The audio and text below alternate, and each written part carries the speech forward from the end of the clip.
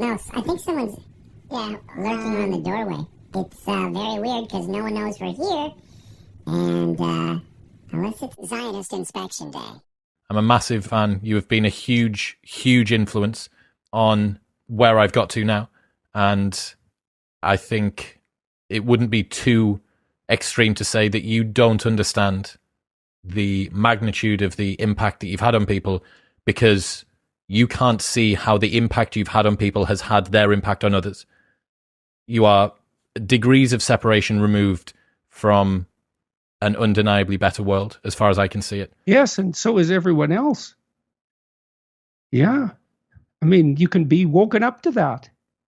And then I can tell you something about that, because I do understand it to some degree, I think, because people constantly approach me and I see, because I watch. But I can tell you as well that there is nothing it's so gratifying that it's almost too much.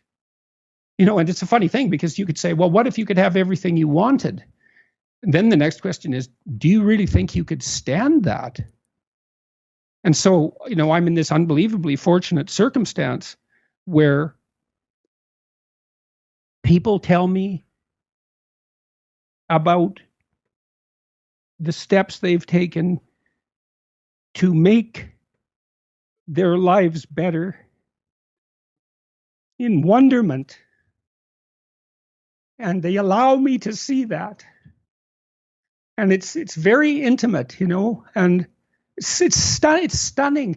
I'm walking with a friend of mine quite regularly, and he's a tough guy, man. He's worked with delinquents his whole life. So he's like a social worker superhero.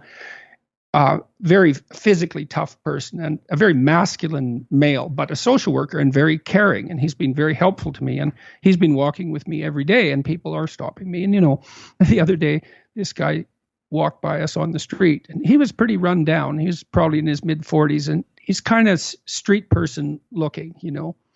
And he stopped and he looked at me and he came over and he said, "I love you." And I walked away, and my friend said, "You sure have a lot of men coming up to you and saying that they love you." And I said, "Oh, yeah. I mean, I don't know. I just don't know what to make of it. It's so, the behavior is so completely unusual." And, you know, my wife too, she said she's seen a whole different side of men, especially since we started touring, because of this happening. Because generally when people approach me, and they're not invariably men, but they probably are 70% of the time, they're very polite and very careful. And she said that showed her a whole side of men that she didn't even know existed. And so it's something. But I do believe that people, you know, I do believe that my experience has been that there isn't anything that, I guess two things. There isn't anything that's more rewarding than trying to do things right. All other forms of reward pale by comparison. They're not even in the same conceptual universe. And there's nothing that's more adventurous than telling the truth. You have no idea what will happen to you if you tell the truth. And so if you're looking for an adventure, boy, that's an adventure. You've said that sometimes you feel ashamed because you don't feel worthy of being some sort of sage at the head of a movement of people that are sorting their lives out. But in the nicest way possible, you don't get to choose if people follow you. We chose you. Like, as the prototypical 27-year-old directionless guy that stumbled onto your work, something in you spoke to something in me. You taught me the value of telling the truth and of being responsible and of doing what is right, not what is easy. And it was like a pebble at the top of an intellectual awakening avalanche. It was like a gateway drug to integrity. And it's not just me that's got better. The world is undeniably a better place because of the sort of person that I've become. I'm a better friend. I'm a better son. I'm a better boss. I'm a better partner. I've had the fortune of reaching tens of millions of people on this podcast, and I've given TEDx talks, and I've improved the texture of my own daily existence because of the process that your work triggered. You do not know the depth of impact that your work has had.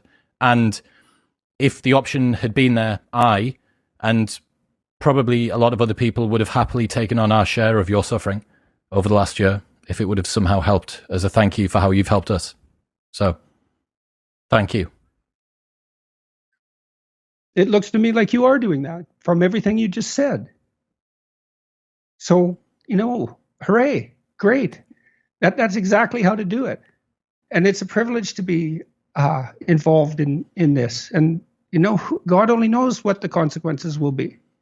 So, we'll aim high and work hard and speak carefully and be appreciative and all of that. And then we'll see what happens.